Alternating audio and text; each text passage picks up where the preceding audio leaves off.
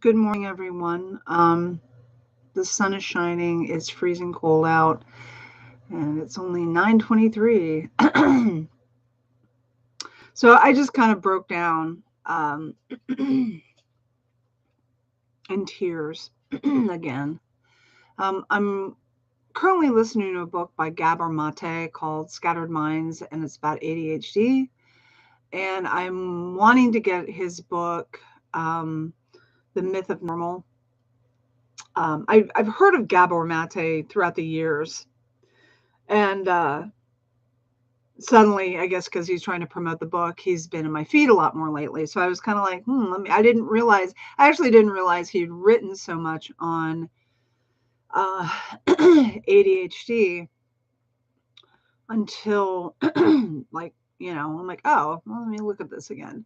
So as you know, I've been on this journey for a very, very, very long time. I'm 54 years old. I've been in therapy on and off for over 40 years. And having an original diagnosis at age 10 of quote unquote severe anxiety neurosis, followed by shortly thereafter a diagnosis of attention deficit disorder. So I grew up all my life kind of struggling with those diagnoses. I knew I had anxiety. It affected my relationships. I knew I had attention deficit disorder. Attention deficit disorder. And I'm glad for that because it did help me. I know that people think, well, you were labeled with that, therefore you exhibited it. And I don't believe that. I don't believe that narrative. Uh, I think it helped me because I realized, like, I would go, you have a deficit. You better pay a little bit more attention to this. And I've always been labeled as being very pessimistic, very negative. And I read something years ago that people that are more pessimistic or have a, pardon me, I just ate breakfast, that people, side note, I don't know why. I'm right handed. I don't know why they always put the decoration of the item on the mug so it's facing you. Like, I want people to see it. I know what it looks like, but I want other people to see it anyway. And I'm right-handed, not left-handed. Hmm. Anyway, what was I saying? So yeah, so this pessimism and that people are saying you're so negative, you're so pessimistic, you're kind of putting the negativity out into the universe and you're kind of sabotaging yourself. I read something that made a lot of sense to me years ago, in that it's not necessarily bad to be a quote unquote pessimist. So it's in fact a coping mechanism. And that totally grokked. I'm like, yeah, that's completely it. It's not that I want to look at the world from a glass half empty sort of place, but it is the way that my body and system helps me to prepare against possible uh, prepare myself against possible threats. Okay. So if I don't see any threats or if I don't see any issues or problems, I might screw it up. So I tend to look and go, you know what?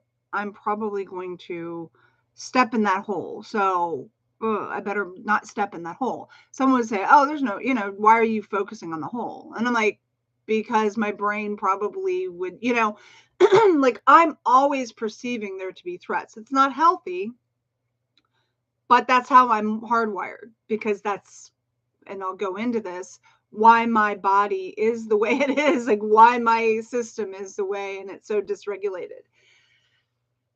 And so I look at things and I have to measure them, and I have to mentally prepare. So I always look at the worst case scenario whenever I'm doing a task, because my brain's going click, click, click, click, click. Okay, this, you got to do this, and this. And that's how I go, oh, hey, that might be a problem for you. So bam, bam, bam, bam, bam. Or I look at worst case scenario and I look at worst case scenario. So I'm more pessimistic and I'm therefore more conservative in my actions. Like if say, hey, you have this. And I'm like, yeah, but this. So I'm preparing myself for that thing that could possibly be there. And I know that that's very opposite what our society does. And that's, they shame me and they blame me and go, you're so negative. Like, why are you focusing on that? You're manifested.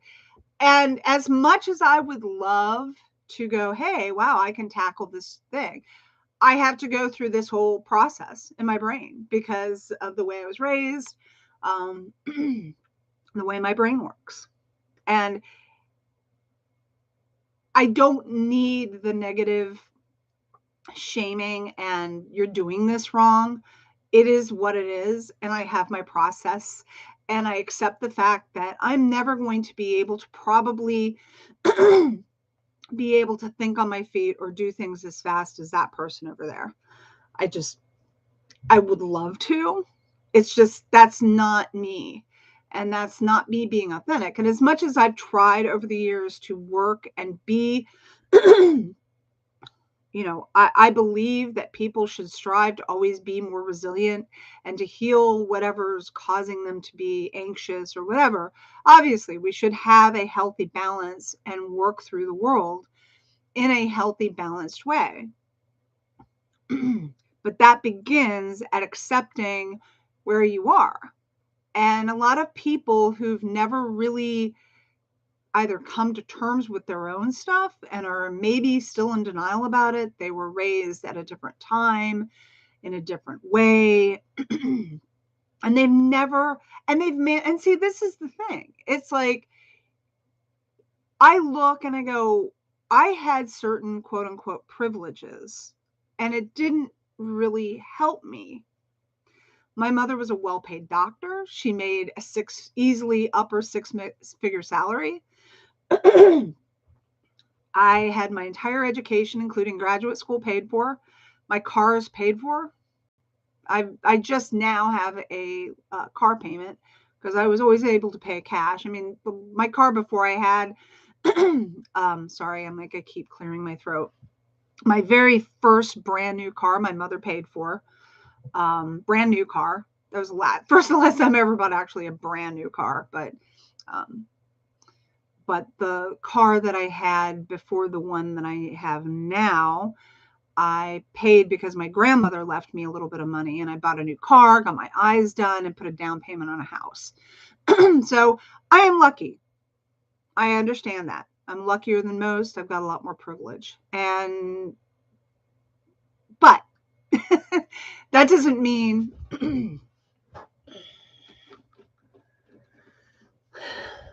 sorry, I'm like, I got a sun's bright today.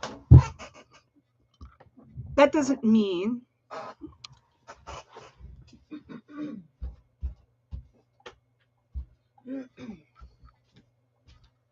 I apologize. Okay, there we go. And again, I apologize. Every time I eat, I have this reaction. It's annoying. So I apologize for clearing my throat. It's a problem. Anyway, what was I saying?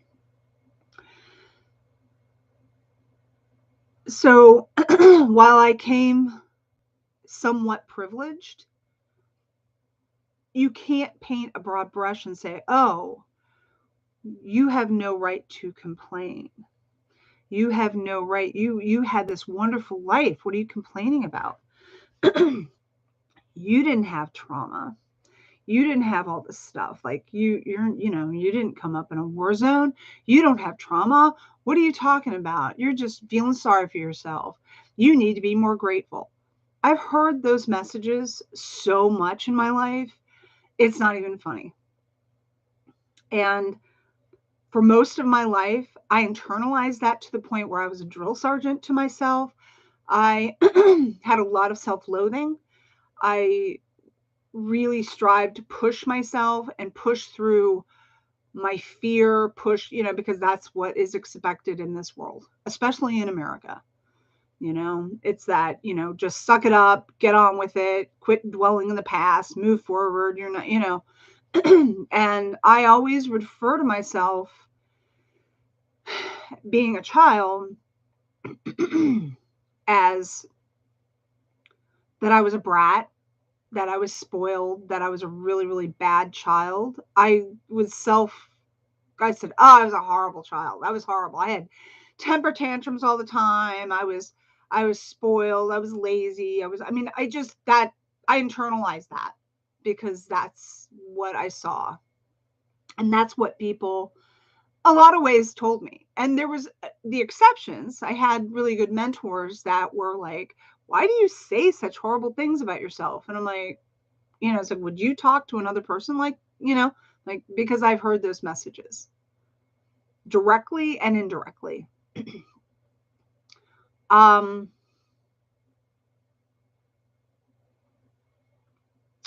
And my self-esteem has always been one of the lowest. At age 10, and I have a report of this that stated, and it really indicated that I really did have a very dysregulated, oh, that's annoying, a very dysregulated emotional cortisol system, because I wanted to basically unalive myself. I didn't want to be alive at age 10. The pain that I felt, apparently, at such a young age was so prevalent. And I looked at that report that I only saw after my mother died, because I was going through her papers. She kept everything. I knew that I was having problems, because I knew that I was different because I was on medication. I knew that I was struggling. I had tutors. I went to camps. I did this whole thing, right? Some of this may have been triggered by my parents' divorce, because I did witness them fighting. They didn't physically. It wasn't like I could never say that my parents were like viciously violent and my dad beat my mother. That did not happen. They yelled, they screamed. If there was physical violence, I didn't really see that. I really didn't see that. But I saw the fights. They would fight. And it was horrible. It was very traumatic to see parents fighting. So yeah, that obviously,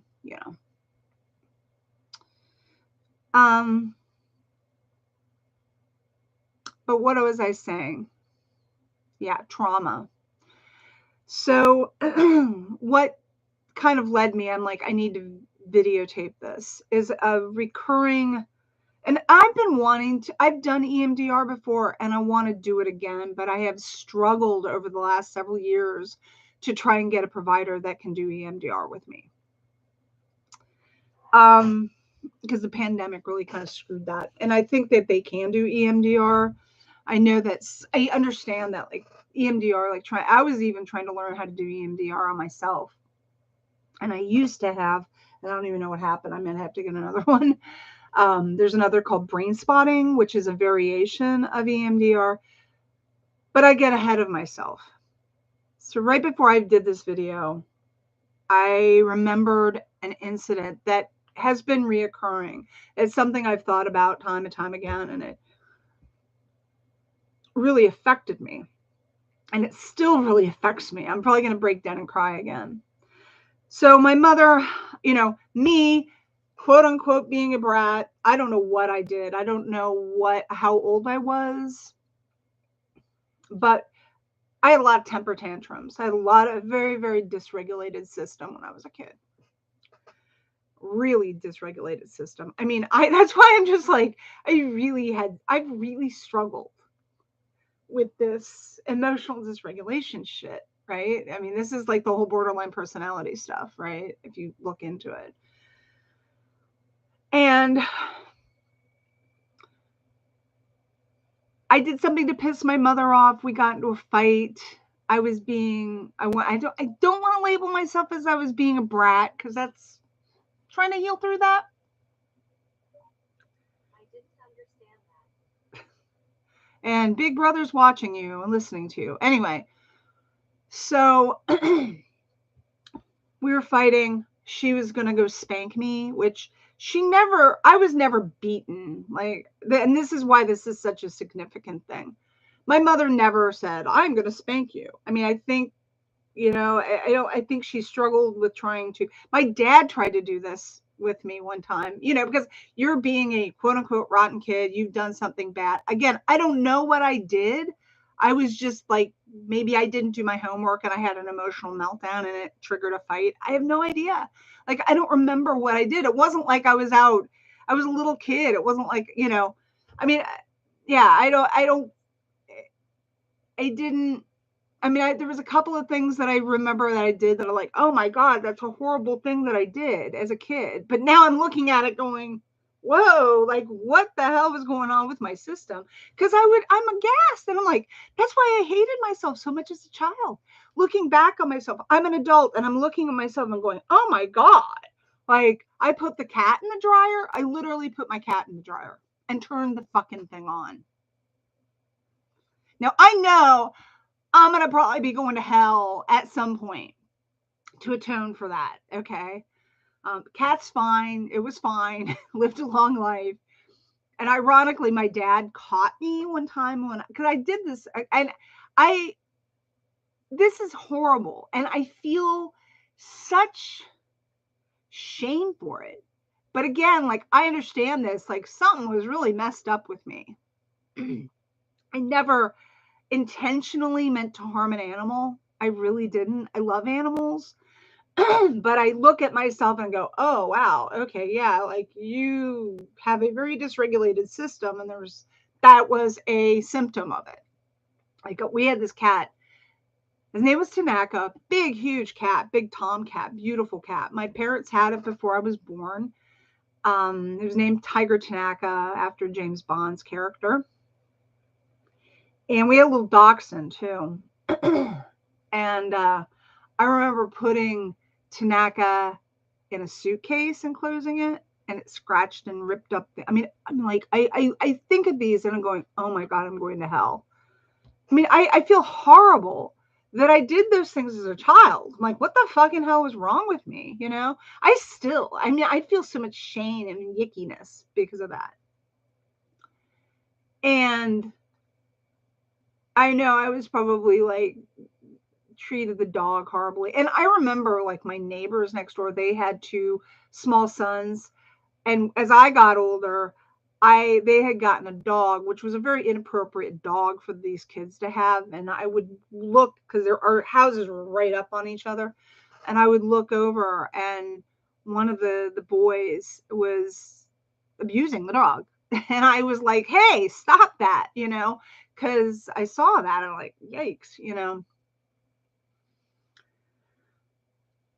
But anyway, so yeah, I would put this cat in the dryer because I thought, oh, and my dad caught me, decided to teach me a lesson, and he put me in the dryer, closed it, and turned it on for a few seconds. I was fine. I know that sounds like a horrible way to address this issue, but I never put the cat in the dryer again because I experienced what the fucking hell that was. So I had this major disconnect between understanding that this animal can feel pain and suffering and trauma.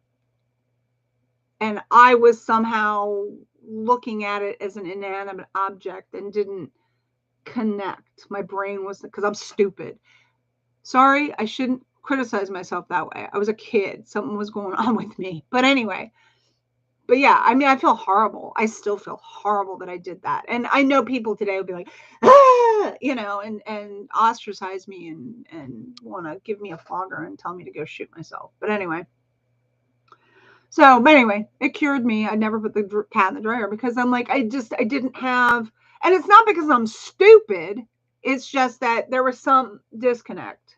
Like I possibly was externalizing my own feelings of whatever was going on with me onto another being because I wasn't getting something in my life. So fast forward, at some point, my mother and I, this is after my father had left, they divorced in 77.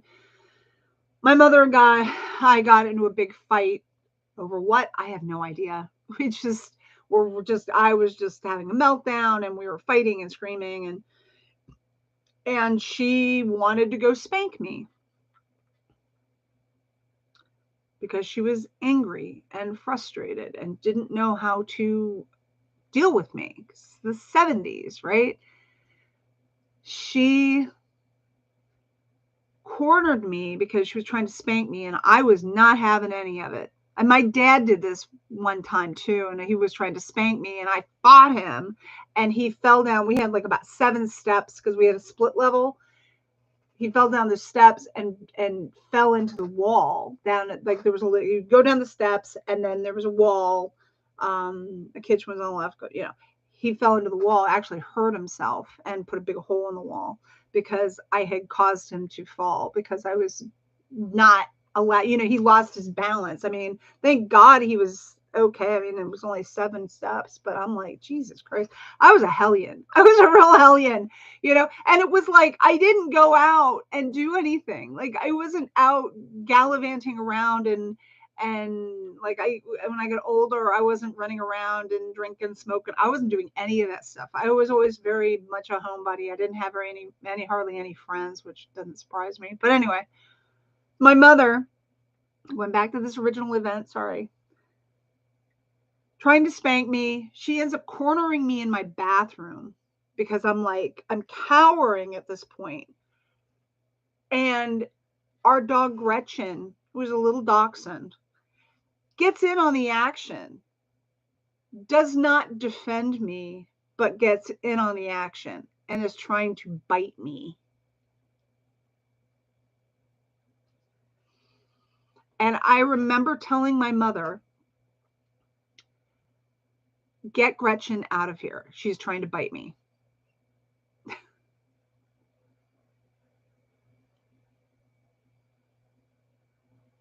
And thinking about that, and again, I'm not insinuating that my mother was an abusive mother or anything, because she loved me. I think she was just very frustrated too. She had a lot of issues too. I mean, thank God my mother became sober in 72 because she had her own issues. You know, she was working as a doctor and raising a daughter by herself because they got divorced because my dad was an alcoholic. And my dad loved me, but both of them were emotionally unavailable to me. And my mother at least tried. My dad, I love my dad, but it was what it was. And he had his own trauma and his own bullshit with his mother and his grandmother.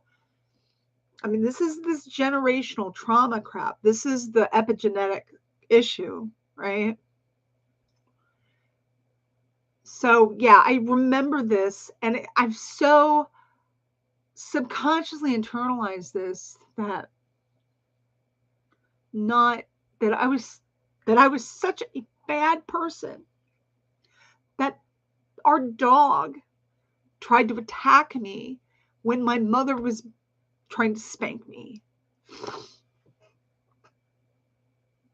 And I really want to heal that. Because I know my mother loved me.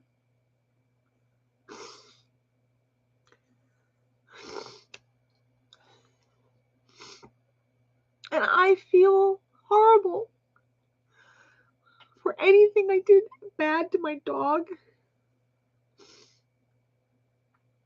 or my animals. It was not intentional. Like, whatever I was doing was because of whatever happened to me. And I know people are like, well, you're making excuses. And I'm like, why would I want to do that?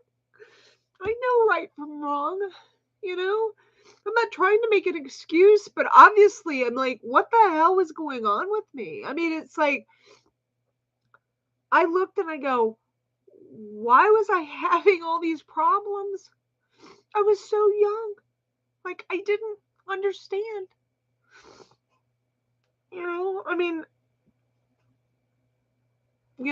I'm an adult and I go, oh my God, and I've been such a drill sergeant on myself, I'm a brat. I'm horrible. I was a horrible, rotten kid. I need to be, I literally just embrace that whole, like, I should have been disciplined more. And I still do that to myself.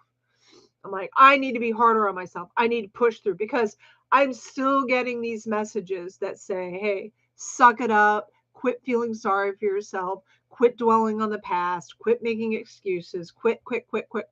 Like, you're just dwelling on this and you're not moving forward. You're not. I'm like, because I haven't healed it, people.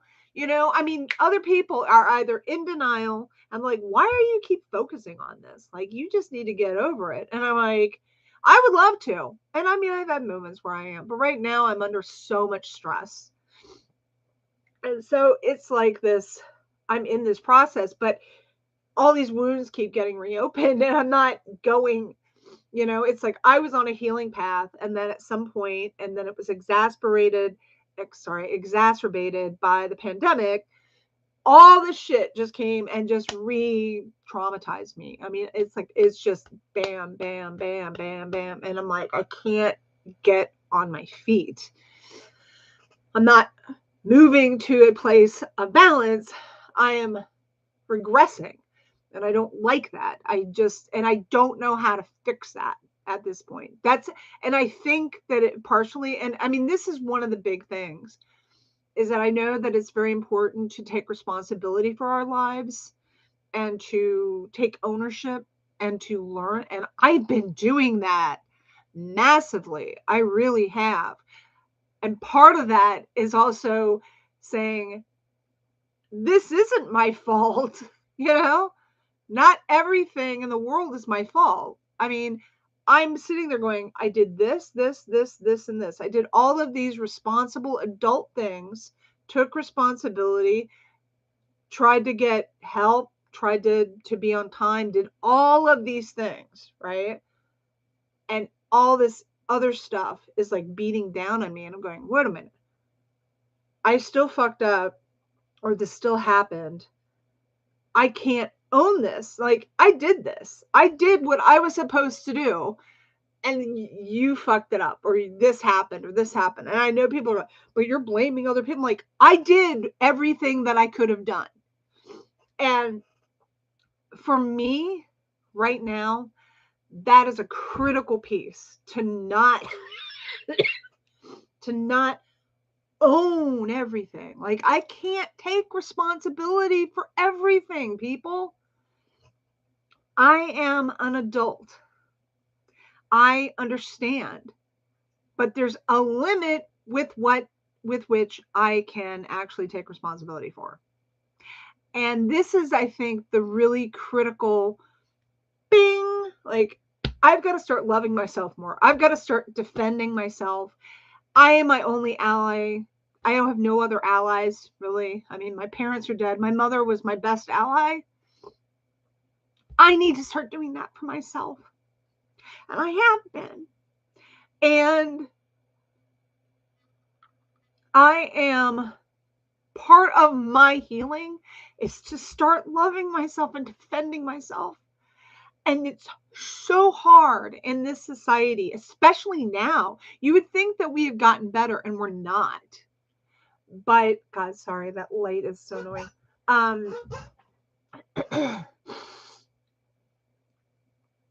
You would think that sorry, I'm like, you would think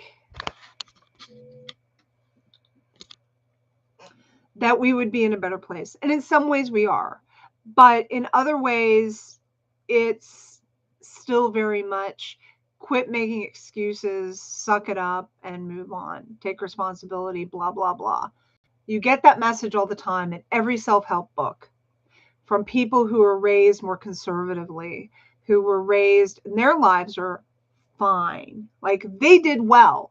They managed to navigate. And I know people who did quite well for themselves, despite I know that they didn't have very good upbringings, that they came from alcoholic families. They came from, but for whatever reason, they managed, they moved on, and it was great. And I mean, I saw very toxic family dynamics, and yet they did well. And I look and I go, why did I not do as well? Like, what else is going on with me? And this also brings up the very important case that you cannot, with a broad brush, paint everybody. Like, if I say I have ADHD, you can't stereotype me. This is the danger of diagnoses, okay? Because every person has their own personal things. Diagnoses are placeholders. That's all they are. They're convenient starting points, not ending points. You can't sit there and say, oh, you have this, therefore, because I see people all the time that say, oh, I have ADHD and I did really well at school. And I'm like, well, I had ADHD and I sucked at school. Why did I suck at school? And it's not because I'm stupid.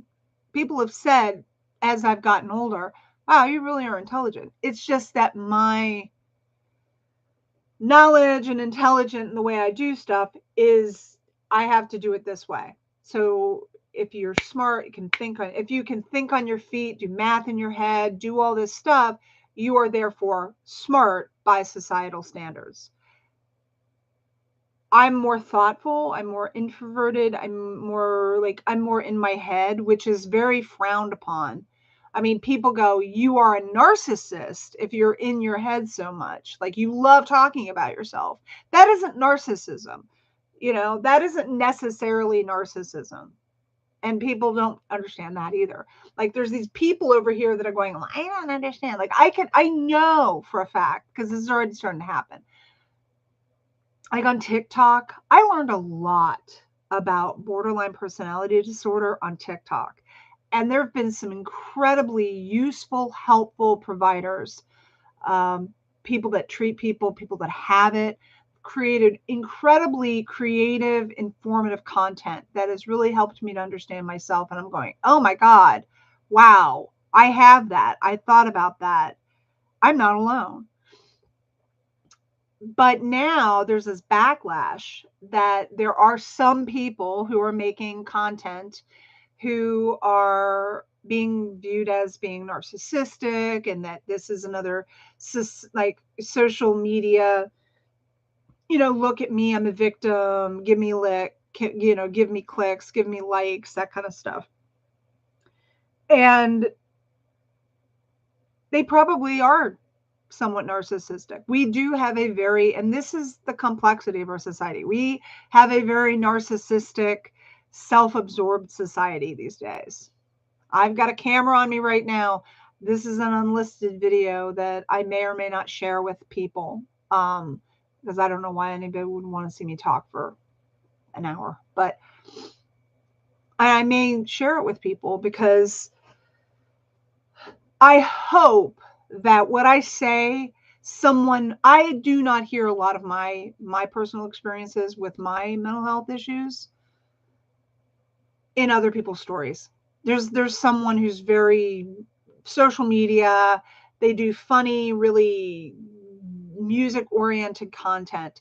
And allegedly he's got the father's got ADHD. And so there's this generic like, oh, ADHD is my superpower and I'm just absent-minded. And the wife is like, oh, he's just so absent, and she's supposedly an introvert, and it's very like, I relate to some things, but some things I'm like, yeah, that's not me.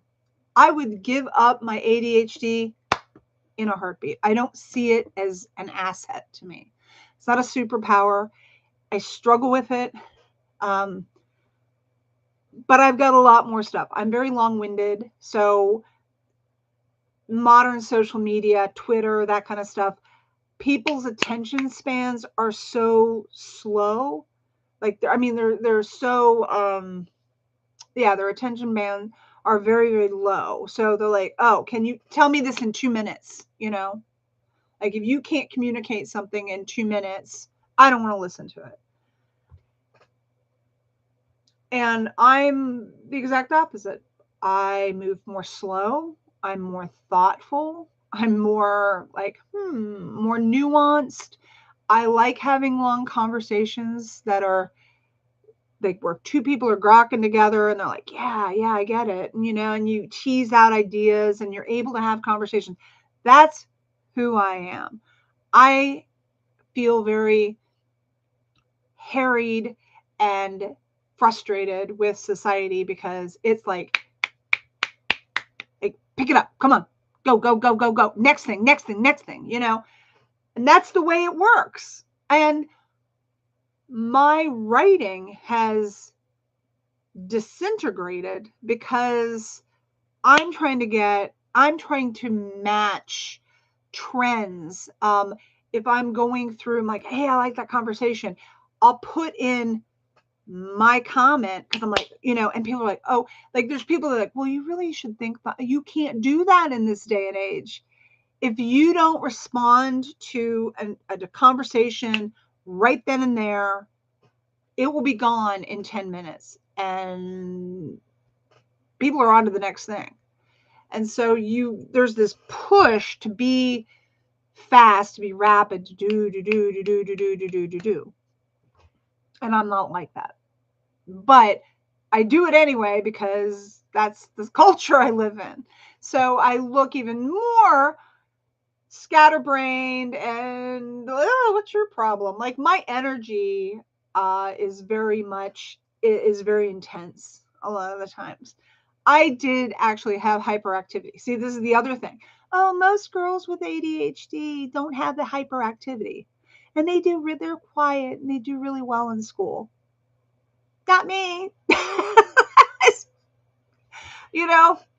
I had ADHD in spades. I was extremely hyperactive. I loved to dance. That's how I got my energy out. I was very spastic. I jumped off the refrigerator. I had a caregiver and she would always tell me this story about how I would climb. I loved climbing on furniture. They called me Monkey because we had this big, heavy Formica furniture, like big, really stacked pieces, right? That was my furniture when I was a kid. I would climb to the top of that. I would move these huge, I'm surprised that I did not have these things land on me. But she said I would climb to the top of the refrigerator and go, Annie, and like to get her attention, and I'd jump off, like not even getting her, like catch me. That's how crazy. And but yet, ironically, later on, I had problems with heights. Like I had some friends, they had this huge pine tree, and the neighborhood kids, they didn't like me. And that's the whole bullying thing. But I was always over at these two girls' house because they were friends, because our parents were friends and we always went on vacations together. But when I would go over to their house, the neighborhood kids didn't like me. Their neighbors wouldn't like me. But anyway, so they would always climb to the top of this pine tree, like just, branch over branch over branch, really high. I could never do it. There was also this dam wall that was over near the swimming pool, and people would just walk on it. It was like maybe a foot wide. I could never do it. I was like, So it's really weird how my stuff manifested. Like I could climb on my furniture, but I couldn't climb a tree. It was just really weird. So the way my stuff manifested is very different. And I just do not I hate the media. I hate the way the media portrays all of this stuff. They just generically, oh, okay, well, let's make it into this simplistic thing we can market, bam, and I'm not like that. So I'm never going to fit in. I've shared stuff with friends and they're like, you're just too long-winded. Just tell me in 2 minutes, at work. I tend to be, and so I'm very conscious, like, okay, bring it in, like, come on, get to the point, because that's considered clear communication. And even these get to be rambly, and we're already on 40 minutes. Anyway, so I'm going to close because I've kind of lost the point here. I got to take care of the cats. I'm supposed to, my push to do this art show tomorrow. I don't have a business license, but it's on our property, but I've got art.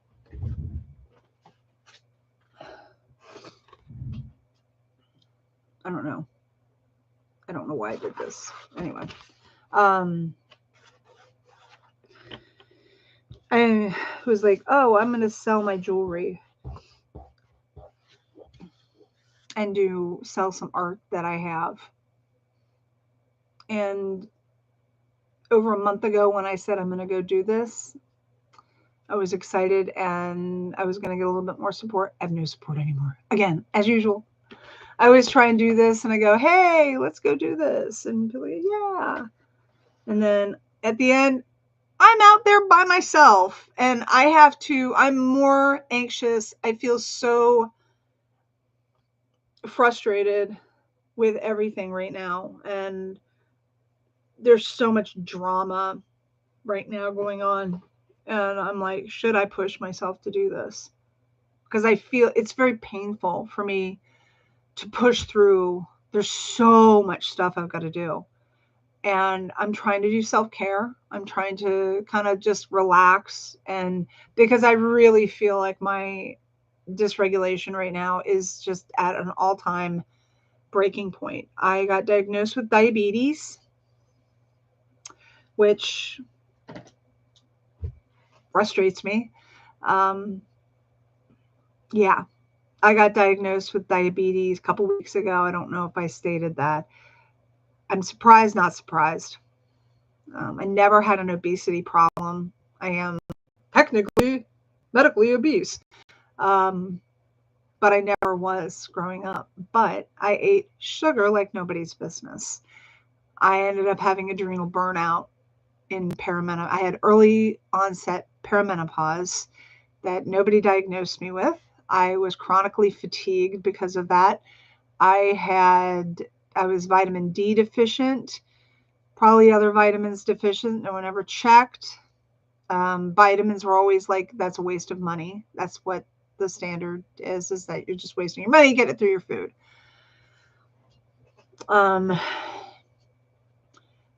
And I was self-medicating with alcohol,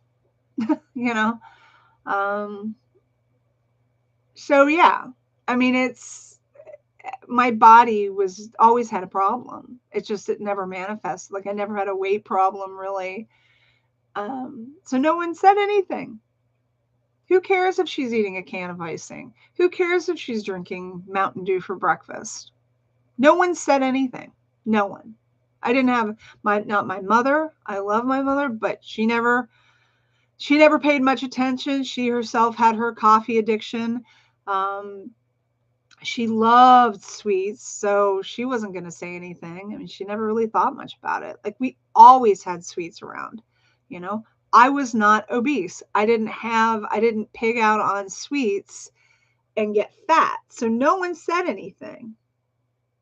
And when I later told my mother that I shouldn't have had as much sugar, that it probably made my ADHD worse, she very adamantly shut that down. And she had ADHD herself and said, sugar didn't cause your ADHD. Because I think she probably felt guilty. And I'm like, but sugar's not good for kids that have ADHD. I mean, it's not good in general. But no one paid one goddamn lick of sense to what I was eating. I was drinking Diet Dr. Pepper then later on, which is bad because I don't know in the 80s what Diet Dr. Pepper had in it. I don't know if aspartame was the thing or if it was saccharin. I don't know. I don't remember what the sweetener in diet drinks were. I do not drink diet drinks unless there's a natural like Splenda's aspartame. There's a lot more better, healthier uh, non-sugar sweeteners out there, but during the 80s there weren't. You had saccharin. We had a friend who, and ironically, she ended up with breast cancer. I don't know if that was related, but she drank always had her saccharin. Always put the little pink, sweet and low packets in her coffee. Ugh, I hate that stuff. Yuck. I hate the taste of artificial sweeteners, but I was drinking Diet Dr. Pepper and I don't know what sweetener was in them. Those things are bad. They're the devil. Watch what non-sugar sweeteners you are ingesting because aspartame is a neurotoxin and is not healthy. Saccharin, not healthy. Please be aware of what you're going to. I mean, you can do stevia. There's a lot more healthier options now, but back in the 80s, there wasn't. So that probably wasn't helping me. But it was like, oh, 80s diet drink, low fat, low sugar, da da da da da, lots of carbs. I remember my dad saying, oh, pasta is a diet food. People just, I swear to God, it was so stupid. No fat. Like you weren't supposed to have fat. Avocados were bad, I mean, all these things were like bad, bad, bad, bad, bad. And those are the things that actually I felt so much better when I finally started getting them because fat, healthy fats, yes. I like gristle on a thing. I don't care if to me, I need those fats. Okay. They're like, oh, they're bad. I'm like, no, I need fat. Fat has gotten such a bad reputation. Don't put too much butter on there.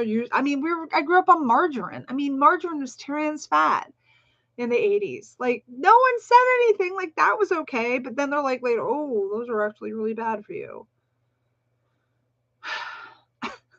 I had someone, and this is completely, I know this is going on a tangent. I do colloidal silver. People think, oh, colloidal silver, that's bad. That'll make you turn blue. And that's quacky medicine, right? It isn't.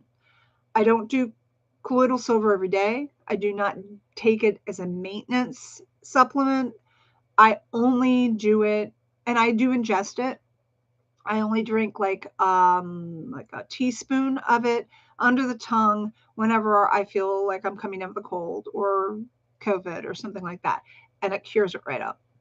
I don't get sick. Apart from getting COVID, I have not, because I wasn't really on top of it because I was being kind of sloppy and we were being like, oh, it's over. It's kind of waning. I got kind of caught off guard. But anyway, I was recommending, I said, well, maybe give a capful of colloidal to pets for warm. I don't remember what the thing was. And there's a conversation about colloidal silver, and the woman, that's dangerous. The FDA does not recommend you do that. Bad, bad, bad, right? And I told her, and I said, lady, you go look at the FDA and see how many drugs the FDA approved and allowed to be out in the market only to have them withdrawn within 5 to 10 years because of death and damage. I said, I held no credence to the FDA. The FDA can go shove it. I don't see them as being credible. They're not reliable. I don't trust them. I mean, they're bought and sold by corporate pharmacies. Why would I want to trust them? Pfizer has had a ton of recalled and lawsuits and all this other kind of stuff. Yet everyone's like, oh, yes, but here, take this vaccine. You're an anti-vaxxer. I'm not an anti-vaxxer, but I'm like, I do my due diligence, research it, and go, you know what? I'm going with my gut on this one. And, people are like, oh, but we should trust the FDA. Why should you trust the FDA, people? Again, the FDA has approved tons of drugs, primarily because they've got a relationship with corporate pharmaceutical companies, only to have these drugs withdrawn from the market because they have caused injury and death 5 to 10 years later. I know somebody who was put on Vioxx, which is an anti-inflammatory drug for something. Anyway, causes heart issues. And they now have a heart issue, which then in turn caused them not to be able to take the vaccine because of the heart palpitation issues caused by that. They have to be very careful. So they didn't want to. I mean, people say, but COVID can cause those too. Now I'm getting into a COVID conversation. But anyway, I said yes, but they're not going to actively take a drug that has also known to cause these heart arrhythmia issues, right? Anyway, that goes on. Anyway, what I'm saying, people didn't know shit in the 80s about diet or anything. And it's like very frustrating that I have diabetes now. I had been doing keto, felt fantastic, was losing weight, inflammation was gone, my brain fog cleared up, everything cleared up. And I was in full keto, not ketoacidosis. That's another thing. I was in ketosis and I felt fantastic. And I got so much shit. I still get so much shit from dietitians. Well, carbs aren't bad. Okay, carbs may not be bad, but it's like, it's just, anyway. So I am still struggling right now I'm on a drug. I'm on metformin. Who the frick knows if that's going to end up causing me problems down the road, but I'm 54. It's a different thing. And I had to do something. Like I've been struggling to try and get back into a keto diet. I was starting to change my diet because I like to eat healthy. And then people were like, well, you need to have some sugar. Like, of course we do, Anyway, I got to feed these cats. So anyway, thank you for listening and talk to you later. Thanks. Bye.